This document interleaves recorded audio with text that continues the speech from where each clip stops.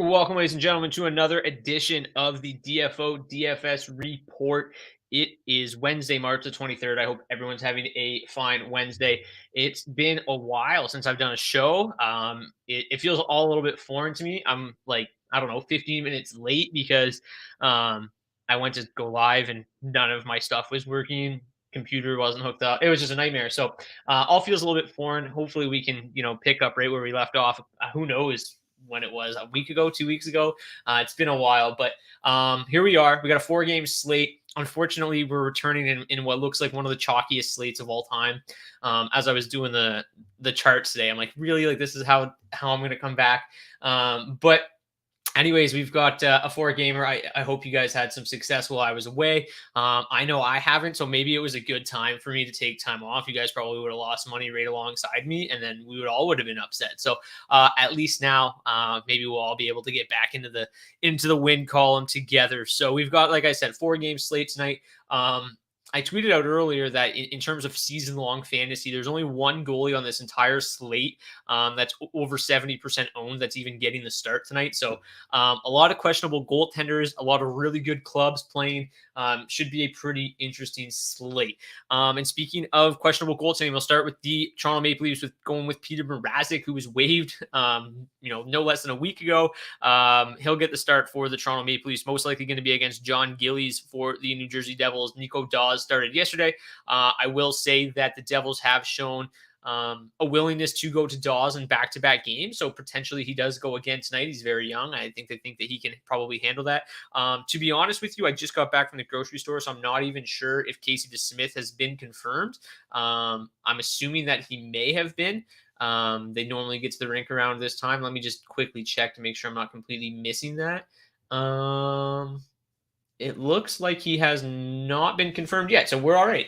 Good timing on the grocery store trip. So anyways, it should be Craig Anderson for the Buffalo Sabres, most likely against Casey DeSmith for the Penguins. The Avalanche will go with Darcy Kemper against Yaroslav Halak. The Canucks announced that they are going to be splitting Halak and Demko on this back-to-back, which is today and tomorrow. A little bit surprised that they're going with Halak on the front end. Maybe they're just chalking it up to like, we probably can't beat the Avalanche even with Demko in the net. Demko gives us a better chance tomorrow. I believe it's against the Wild, so perhaps that's the way they're looking at it. Either way, it obviously makes the Avalanche a lot more appealing tonight.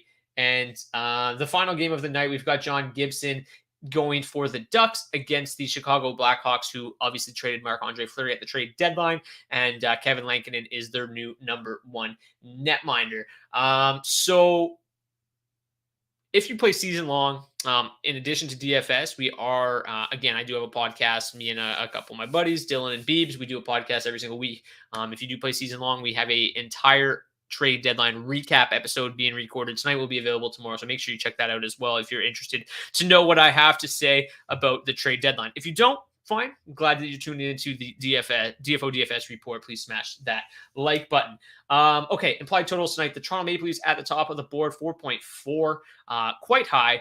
The Avalanche at 4. The Penguins 3.6, the Ducks 3.2 as kind of small favorites, over the Blackhawks. And then you've got the Sabres, Devils, and Canucks bringing up the rear. Again, implied totals just strictly based on the sportsbook odds. It is a little bit surprising to see the New Jersey Devils as far down as they are, given the fact that they just scored 7 goals on, maybe the Hart Trophy favorite in Igor Shesterkin yesterday, and now they're playing Peter Mrazek, who has like an 860 save percentage on the season. So very, very bizarre.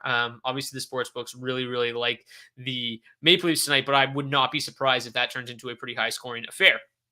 Prime game stack opportunity. In terms of the 5v5 scores for tonight, this is where it gets chalky. I mean, you've got Pittsburgh 1, you've got Colorado 1, you've got Toronto 1, all grading out basically right next to each other, way ahead of the rest of the field. They're by far the 3 most expensive lines. They're all priced right around each other. You got 20,600, 20,700, 20,800 full stack each of them.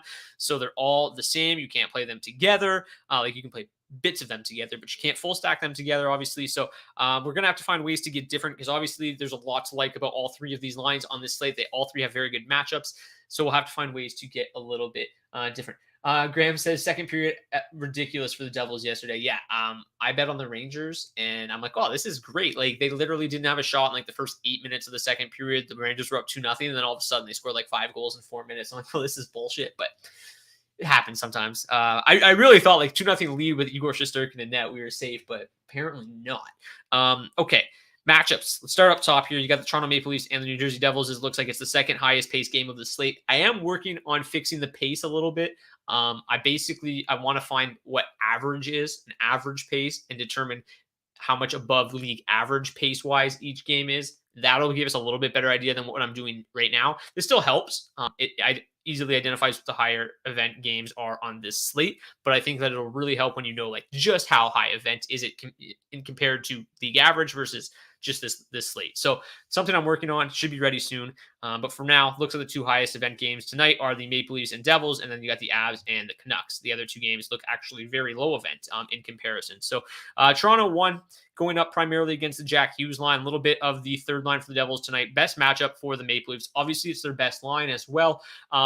There's really no reason to play anybody other than Toronto 1 when you play the Leafs right now. Like the second line really isn't getting a whole lot done. The third line is a very, very good line, but they're mostly a shutdown line. They do put together pretty good offensive numbers, but they're not a line that has enough talent to score on a regular basis. So, and then the fourth line, you're obviously not playing the fourth line. So really, it's Toronto 1 that is the one that you want to target here. But I will say that they're going to be wildly popular. And Toronto 2, like for as little production as we've really gotten from them recently, and how disappointing they've been, they're super cheap, 14,600. If you want to leave Kerfoot off, that's fine, but Kerfoot's actually had a pretty nice season.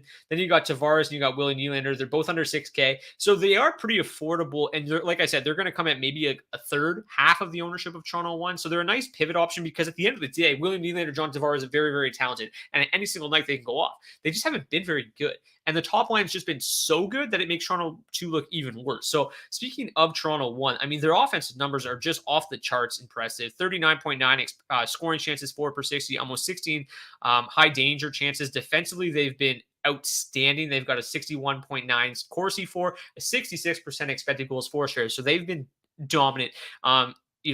As dominant as you can be. Then they've got this really nice matchup going head-to-head with the Jack Hughes line. Again, Jack Hughes line has been very good offensively as well. Almost 38 scoring chances for, 13 high danger. But they give up just as much as they take. As you can see here, Corsi for dead middle of the pack at 50. And then you've got their expected goal for share at 48.3. So they give as much as they get. So this is a really nice matchup for the Matthews line. In comparison, you've got the Tavares line, which isn't quite as good offensively, obviously, as the Matthews line, and they're going to see a lot more of the Nico Hischier line, which is significantly better defensively with similar offensive numbers as the Hughes line. So again, much better offensive numbers from Toronto 1, much better matchup as well. So there's really no reason to play Toronto 2 other than just playing them because that they aren't going to be as high owned as Toronto 1. So Tavares and Nylander are a nice pivot spot here, but just kind of know that realistically the upside is not nearly as good. So that's that. In terms of the matchups for the Devils, they don't look very good, but the one that I would look to is the second line, and they've been really good lately. So I think this Hughes line is going to have a lot of trouble with the Matthews line. The Matthews line has been really good, and I think when basically they're not out there against the Matthews line, they're probably going to be out there against the David Kampf line. And this David Kampf line, I mean, is just unbelievable. These type of numbers are really kind of only reserved for like the Patrice Bergeron line this year in terms of how good they are defensively, and then also putting up pretty impressive offensive numbers as well. So, I don't think that this third line for the Maple Leafs gets enough credit of how good they are at stifling the opponents. I think a lot of that might have to do with the fact that their goaltending has been atrocious, and maybe some of that doesn't show up all the time, but they've been really good. And if they end up seeing a lot of the Hughes line in addition to the Matthews line, that's going to be a long night for the Jack Hughes line. And obviously that's the line that you've got to focus on and try to shut down if you're Toronto. So that leaves New Jersey 2 in a pretty advantageous spot because the rest of their matchups or their ice time is most likely going to come against the Tavares line and the fourth line, which as you can see here, in comparison to these other two lines, much, much worse defensively, both giving up 30 scoring chances, both double-digit high danger. So if that's the way the matchups end up working out, which I assume that they will, then this Heischer line is in a really good spot tonight. So I like New Jersey too, and you see here they grade out as the fourth best option on the slate. Tatar at 2,800, great night last night. He has been very solid whenever he's been playing with Jesper Bratt. So 2,800 for Tatar is a great price. 12,000 overall. Nico Heischer 4,100. Jesper Bratt 5,100. Way too cheap. So that is a really, really affordable line, and a line that you can easily pair with Pittsburgh 1, Colorado 1, Toronto 1, and they could have a big night with Peter Mrazek in net for the Leafs. So they look like by far the best value option on the slate, and one that you can easily pair with these top dogs on the slate. Again, they're going to be popular without question. So that kind of build is going to be chalky, but upside wise, I don't know if there is a combination of lines that has higher upside than one of these top lines with New Jersey 2 tonight. So they're in a really interesting spot. In terms of the power play report tonight, the Maple Leafs have been outstanding on the penalty kill. Should probably get even better tonight with the addition of Mark Giordano.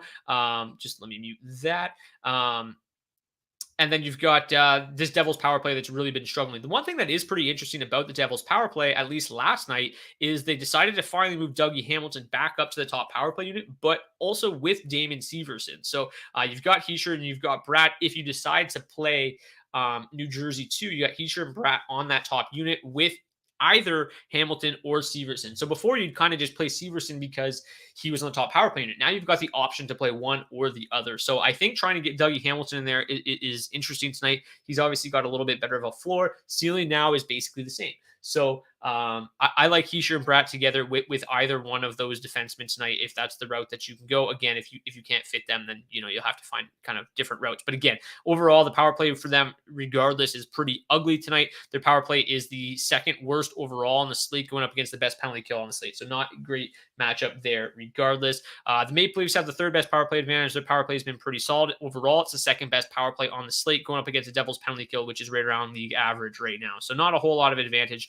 one way or the other, really, in that power play matchup there for the Leafs.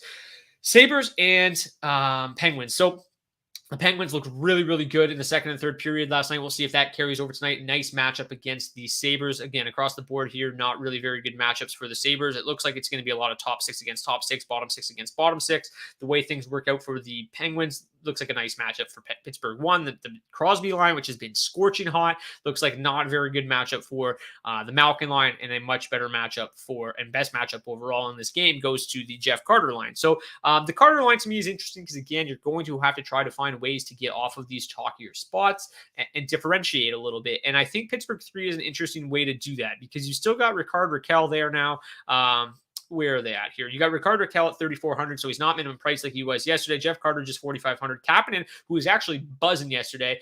Kapanen is basically playing for a job at this point, right? He hasn't been very good. Now you add Rakell back into the mix, and he's just trying to stay in this top 9 at this point. So Kapanen minimum price looked good yesterday. See if that carries over at all tonight. I think this is another pretty nice matchup.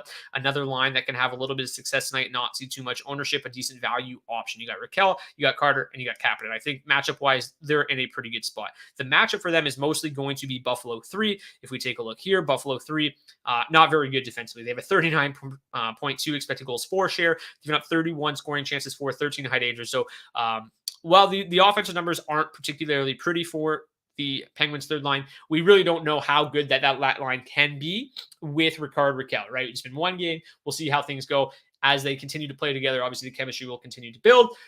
So you can't read too much into those offensive numbers, and where they rank on the chart isn't really indicative of how good they could potentially be, especially in a pretty cushy matchup. So if you're looking for another nice value option, that'll probably be under 10% owned. Pittsburgh 3 to me is a pretty interesting matchup there. Do you think Gio stays in the bottom 6?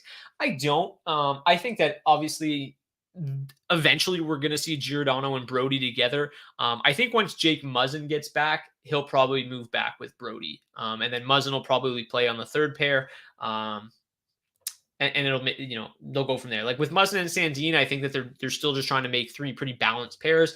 And Giordano does that and helps out Liljegren a little bit, even though Liljegren's been great. I think getting Giordano for Liljegren is going to be huge for him. So to me, I think they're just trying to go with 3 balanced pairs. I think that at any given night, that could be their top pair. That could be their second pair, right now on the depth chart, it looks like their third pair, but as long as Giordano plays well, I think that they could still play a ton of minutes. So once Muzzin gets back, I think he'll move up. But then, yeah, back to this game. So value-wise, Pittsburgh 3 looks okay. Pittsburgh 1, again, they got the best matchup outside of Pittsburgh 3 in this game. They look a lot better than the Malkin line, and they've just been playing outstanding. I mean, these numbers across the board are just insane. 42, almost 43 scoring chances for, 17 high danger. Whenever Evan Rodriguez has been on this line, they've played very, very well. Evan Rodriguez shot volume has been very consistent. He brings the price down. Like, obviously, like, you take a look here, they're the same price as these other two lines. And they all kind of have one thing in common. They all have one guy in the 4K range that brings the price down. So it makes them, a lot more affordable. Where if Brian Rust was up there, where is his price at? He's 6,600. They'd be, a lot more expensive and a little bit more difficult to play. With Rodriguez, he's been just as good, much cheaper. And yeah, there's a lot to like here about Rodriguez tonight and this entire top line. Because the matchup, again, is pretty solid. They're going to see a lot of the Sabres top line, a little bit more of the second line as well. Sabres top lines really struggled, not really struggled, but they haven't been that great defensively, giving up plenty of high danger chances, which is where the Penguins really make their hay. 17 high danger is the highest on this entire. Oh, actually, New Jersey too, a little bit higher, but still 17 high danger chances is incredible. So they should have no problem there against Buffalo 1. The second line for the Sabres has actually been pretty good defensively, which is going to slow the Penguins down a little bit, but nobody's really slowed Sidney Crosby down for the better part of a month. Basically, ever since he's come back, he's been outstanding. So, yeah, I think Pittsburgh 1 is obviously very good. But I do, I do question whether or not I like them more than Toronto or Colorado. Overall, they grade out better. So I think I do like them. I'm having a hard time just figuring out the order in which these lines will be owned. And to me, I think, again, complete guess, but I think Pittsburgh 1 will be the third highest owned. I think Toronto 1 is probably the highest owned just because everybody loves Matthews. And then Colorado 1 because of Halak. And then you've got the Penguins because they're on a back-to-back. I think they'll probably be the third highest owned of the bunch, which to me makes them the most intriguing. If you get them at like 25% and you've got Toronto 1 at 35%, then I think I like Pittsburgh 1 a lot. And when you take a look at the numbers, I mean, overall, they grade out quite a bit ahead of Colorado 1 and Toronto 1. So to me, Pittsburgh 1's probably my favorite just because I do think that they're going to see a little bit less ownership than the other two. Again, I've never been the best at projecting ownership, but to me, that's kind of the way this feels. And we'll see if that ends up shaking out. DeSmith starts. That's confirmed. Okay, thank you very much, Riley. Let me just quickly fire over to Twitter and make sure everybody else that follows me knows that. There it is. Casey DeSmith gets the nod. So yeah, that's kind of the way I look at this slate there. From the Buffalo side of things, I mean, Casey DeSmith obviously isn't Tristan Jarry. He hasn't been nearly as good, but he's been better lately. He hasn't struggled as much as he did early in the season. So I think that I guess there's a reason to like Buffalo tonight a little bit. I just don't know how much Buffalo I'm going to get to. They have had a hard time scoring goals as of late. The top line's really the only one that even interests me at all. But I think the one thing about Buffalo, if you're not playing some of these other value lines, I think Buffalo offers a decent amount of value. Like with Peyton Krebs on the top power play unit and guys like that, there is some value there. But it's a tough matchup. And even with the Smith and net, I don't know, how well this team is going to do tonight. We saw Columbus struggle a little bit yesterday as well. Obviously, they got the first goal. Sorry, trying to multitask here. Okay. Casey Smith is confirmed. Looks like Troy Terry is out. Lettieri on the top line. Yeah. Do I not have this on the sheets there? Yeah, I do. Okay. That's a projection. The Ducks are like literally the worst team in the entire NHL for getting line combos out. Basically, what they'll do is be like, these two guys are going to play. They don't tell you who's coming out. They don't tell you who he's expected to play with. So then it's just up to me to be like, here we go. So actually, Terry is a game time decision. They said he's questionable. To me, Lettieri is probably the guy that moves up. We've seen him play with Zegers a little bit. But it's a complete guess. Like, the Ducks are terrible. They're brutal. I'm not going to harp on their beat reporters too much, but we get no information until warmups ever. It's a pain in the ass. So yeah, bit sidetracked there by the Casey Smith thing. Let's get back into it. Buffalo, just brutal matchups across the board. If you take a look at their offensive numbers, the top line's really the only one that you would even consider, right? I mean, the other three lines are pretty horrendous offensively, and then the top line's just in a brutal matchup. They're going to go 60% of their ice time against this Crosby line, which is insane Crosby line is a 64% expected goals for share. What are you supposed to do against them? So to me, I just can't really get behind Buffalo tonight. I think it's a brutal matchup, even with the Penguins on the back-to-back, even with the Smith and net. They're a one-line team, and that one line is going to be going up against Sidney Crosby. It's just not set up for success. The third game here, we've got the Avalanche and the Canucks. The Canucks, the way the lineup's currently constructed, pretty brutal defensively, and that looks really good across the board here for the Avalanche. Top line, 96.8 matchup score. Second line, really good, 93.5. Obviously, we've seen Kadri cool off pretty considerably since about the middle of February, but still a really good matchup tonight. So it's basically, you get top six against top six, bottom six against bottom six quite a bit. You'll see a sprinkle in here of the third and fourth line seeing some top six opposition, but overall, it should be a lot of McKinnon and Kadri going up against the big dogs for the Vancouver Canucks. As I mentioned, across the board, it looks pretty good here matchup-wise for the Avalanche. The top line, I mean, what more do you need to say? Oops. Even without Landeskog, Nichushkin has basically slid in there seamlessly. You get him at a much more affordable price. You get Nichushkin, whose shot volume has been really, really good as well. He's been just as reliable as Evan Rodriguez, as Michael Bunting. All three of those guys have been great. All three of them should have pretty good nights tonight, and they're very affordable. So the top line is really, really good. 40 scoring chances, 4 per 60, 14 out of danger. I don't need to tell you to play Colorado 1. You're going to anyway, but a lot of red here in the top 6 for the Canucks. So really good stuff there for Colorado 1. The second line, again, as I mentioned, Kadri's cooled off pretty considerably, and he's still 6,400. Arturi Lehkonen, I think, can help a lot. Lehkonen carries very, very impressive underlying numbers. It seemed whoever he played with in Montreal, that line was better. So Lehkonen should provide a boost to Kadri. The problem is that Lehkonen is a game-time decision tonight. He's working through some immigration issues. Whenever you're being traded from a Canadian team to an American team, you've got all that work visa stuff that needs to be worked out before you can even play. So he might play. I think he will, but Bednar said it's 50-50. But he should immediately help Kadri. And if that's the case, if he steps in and has a good night tonight and immediately helps that line, this is a line that, again, similar to Colorado 2 or Toronto 2, the upside is not nearly as good, but they're going to be significantly lower owned, and they're going to, they also have a very good matchup. So I like Colorado 2 quite a bit tonight. Burakovsky just 3,600. He's either going to score 2 goals or he's going to have like 0 DraftKings points. It's just what he does. It comes with the territory, but 3,600, you can take that gamble. You got Lehkonen if he plays at 2,500. I love it. And then Kadri at 6,400 doesn't really matter. They're 12,500 to full stack. So I really like them a lot. If you want to play them with, Pittsburgh 1 or Toronto 1 and fade Colorado 1, I think that's fine. Again, obviously, you know what you're getting with Colorado 1. Colorado 2 looks like a decent pivot spot, especially if Lehkonen plays. If Lehkonen doesn't play, I don't really have as much interest because then you got Logan O'Connor up there, and it's just not the same field. They just haven't been as good. But Lehkonen should provide a ton for that line. Ownership aside, do you prefer Pittsburgh 1, Toronto 1, or Colorado 1? I probably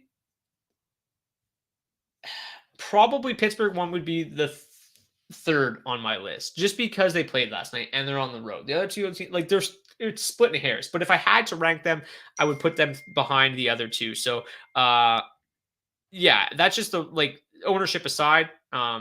It's kind of hard to say because you have to factor in ownership a little bit. But if I had to say who I prefer, I just think the matchup is a little bit worse for them. I think that they are on the road. They're on a back-to-back. So I'd probably rank them third. But, I still think they're in a tremendous spot. And I think that they are going to be lower owned. So yeah, Colorado 2 looks like they're in a good spot. Nice pivot spot here as well. Power play report. You've got the top power play advantage goes towards the Penguins. So again, that helps out Pittsburgh 1, which we just got to. And then you've got Buffalo has the sixth best, which is not very good. They have overall the third worst power play on the slate, going up against a Penguins penalty kill. It's been very, very solid. Then the Avs have the second best power play advantage. Their power play really hasn't been all that great, but the Canucks penalty kill has been the second worst overall on the slate. So that looks really, really good for the Avalanche. In terms of the Canucks, the matchups look pretty good here. I don't think the Canucks are going to see a whole lot of ownership. The Avs have been a little bit leakier defensively lately. This lineup overall doesn't look great defensively, not nearly as good as they were. So the Canucks, in terms of the underdogs, I would put them probably behind the Devils still. I still prefer the Devils going up against Peter Mrazek, over the Canucks going up against Darcy Kemper. But there's just not really, like, Vancouver 1 grades out okay. Miller's been great, but he's super expensive. Garland's been solid.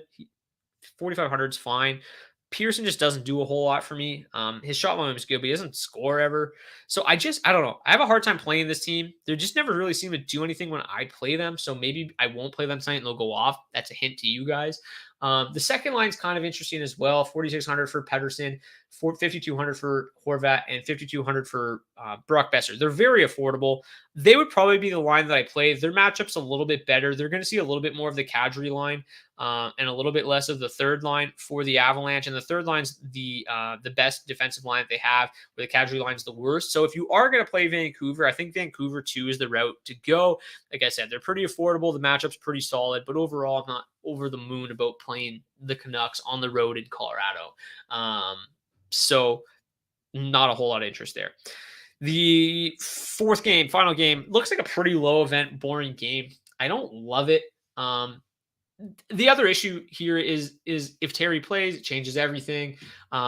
We've got a couple new pieces in Pittsburgh, from Pittsburgh in Anaheim now. The way that these lines shake out, I really, could change things. So it's an impossible game to really break down because, I just don't know what the numbers are going to look like, because I have no idea what the Ducks are going to look like. But overall, the Chicago top line has been pretty solid, right? You've got DeBrincat, you've got Kane, you got Dylan Strome. They've been really good for the last month or so. Ever since they've been kind of put together and stayed together, they've been quite good. So almost 30 scoring chances, 4 per 60, 11 high danger. They give up just as much on the defensive end as they get, but overall, they've been pretty solid. The problem is the Ducks have actually been pretty solid defensively as well. John Gibson's been ho-hum. So yeah, to me, I think that there should be some interest in Chicago 1, because they have as much upside, right, as these top lines. As Toronto 1, as Pittsburgh 1, and as Colorado. They really do. I mean, at the end of the day, it's still Patrick Kane and Alex DeBrincat. So to me, they're intriguing because they're not going to see any ownership. They are going to see ownership. Sorry. They're just not, it's not going to be as crazy as what you get from these top 3 lines. So they're interesting for that reason. Overall, they're 17,000 a full stack, very affordable. They grade out 5th best overall, which is great. So to me, they're a nice spot because they're going to be probably 5th highest owned line on the slate, I'd imagine, and around there, maybe 6th. So they're in a good spot. The Ducks overall, like I said, it's kind of a hard game to break down, but I've seen enough from Chicago 1 to still want to play them. So I'm in. You sign me up for Chicago 1 tonight. Even without really knowing what the matchup is. Again, with the Ducks, I don't. It's hard to break down. But if it ends up being Comtois Henrique and Jerry Mayhew at 9,500, I could get behind it. Matchup wise, it's outstanding. 90.3 on the matchup score. They're going to see a lot of that Patrick Kane line, which, as I just mentioned, not very good defensively. They're also going to see a sprinkle of the second line, not very good defensively. So it's a nice matchup here for Anaheim 2 and a super value punt option. Overall, the numbers are good. 33 scoring chances for, 10 high danger. They've been solid. And like I said, they're 9,500 a full stack. Jerry Mayhew coming over. He's had a pretty good year. He's shown an ability to score goals. And yeah, I like Jerry Mayhew a little bit. No speak of Strome Hattie, please. Chicago 1 destroyed Ducks last time they played. Kane 5 points. Strome had a hat trick. Yeah. That'll definitely help their ownership if people remember that. And yeah, like I said, I played Chicago 1 that night. It was great. So if that happens again, that'd be great. But we don't speak of Strome hat tricks around here. So yeah, the Ducks, I mean, Kevin Langton's not a very good goalie, but without knowing the Ducks lineup, I just really don't know who to play. But I do think that Jerry Mayhew's okay. The other thing I do like about this game, if you're looking for a $2,500 punt option, I think Taylor Radish is really interesting. Playing a ton with Jonathan Toews. He's also on the top power play unit. He's a guy that at juniors and in the AHL put up really, really good offensive numbers. Now he's in the top power play unit. He's playing big minutes. He's not buried on the Tampa Bay Lightning depth chart. So at 2,500, after Lehkonen, I think Taylor Radish is probably your best $2,500 player tonight. Value-wise, I'd say Thomas Tatar is probably the best at 2,800, then probably Lehkonen at 2,500, then probably Taylor Radish at 2,500. So I think he's pretty interesting as well. Chicago scored 8 goals. Yeah, that was outrageous. 5 points per game. Didn't like all happen in the first period too? Like they just blew the doors off them. And then in the game here, both power plays stink. But again, Chicago won. Definitely looking like they're in a prime spot to go off again. Maybe the Ducks learned a little bit that time, but I remember Chicago won and Hagel, all great scores all around.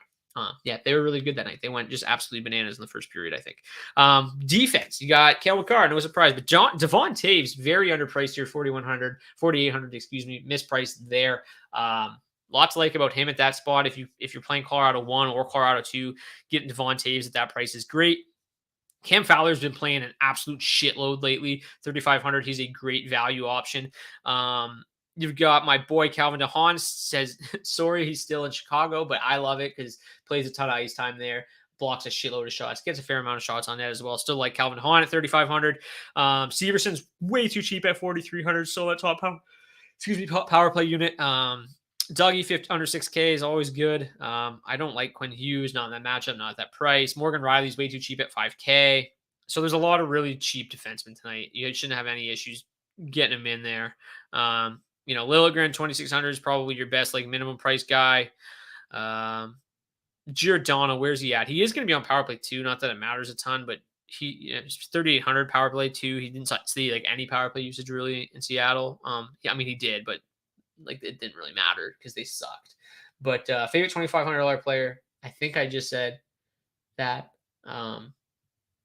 Lehkonen, and then Radish probably would be the route there. Unless you're talking defenseman, then like I said, Timothy Liljegren's probably your best bet there. Ty Smith's okay at 2,500 as well. There's a bunch of just garbage down here, but mispriced defenseman across the board here. You got Taves, Fowler's too cheap. Dahlin's really cheap too. Giordano's fine. Severson's too cheap. DeHaan's too cheap. That's pretty much it. Goaltenders. This is ugly. I wish it didn't look like this, but it does. Darcy Kemper's great. He's outstanding. I really like Kemper tonight. Definitely my favorite goalie, 8,300. Don't the Blackhawks have a $2,500 blue liner on their power play? Yeah, it's Eric Gustafsson. Problem is he only plays on the power play. He doesn't play at 5v5 at all. The guy plays like 9 minutes a night. So I don't really play him because unless that power play scores, he ends up with 0 points. But yeah, if you need to save salary and you're playing Chicago 1, then throwing Gustafsson in the mix too.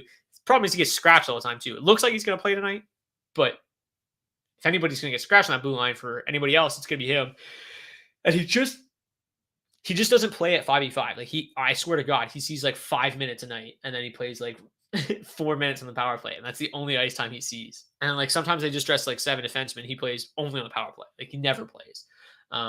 He's like 9, 11 minutes a night. Usually honestly, what does it say here? Where's he at? 12 minutes a night. Is there anybody that plays less?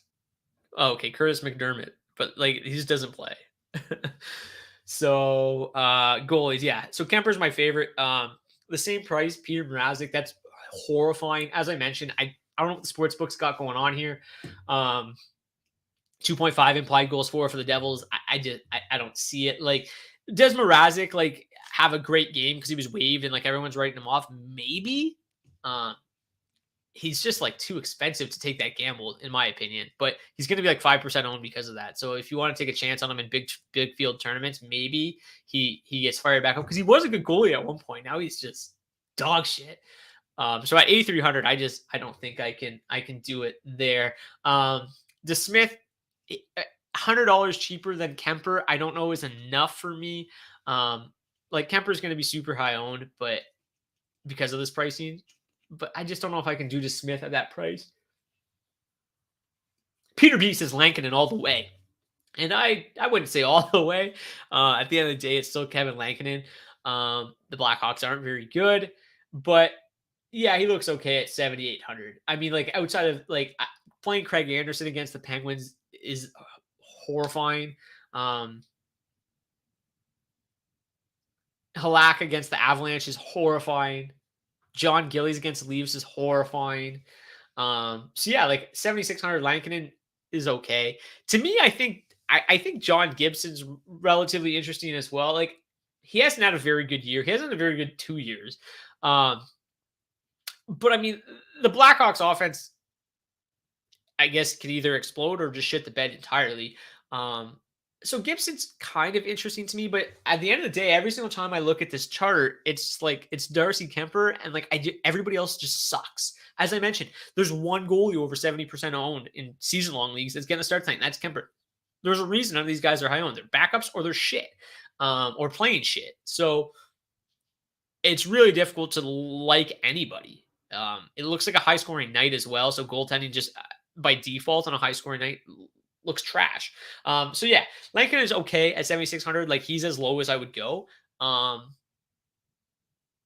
Lankinen all the way is a scary sentence to say. Because he gives up 3 or 4 goals pretty much every single time he plays. So that's a little bit scary for me. Okay, so that's going to do it for today's DFO DFS report. If you haven't already, please submit your hat trick picks. We are back with hat trick picks. If your guy scores a hat trick, we'll give you a free month of DFO premium. Do not pick somebody else. It's already been picked. I think I saw Arturi Lehkonen pick already, which I absolutely love. He would have been my value pick, but sniped. So my Hattie pick, I'm gonna go cheap first. I'm going Tomas Tatar, $2,800. That's gonna be my cheap Hattie tonight. My expensive hat trick is gonna be, why not Nazem Kadri? Why not? I think Lehkonen, I really do think Lehkonen is going to bring a lot to that team. Hopefully he plays. I loved that pickup. I think Lehkonen is really, really underappreciated.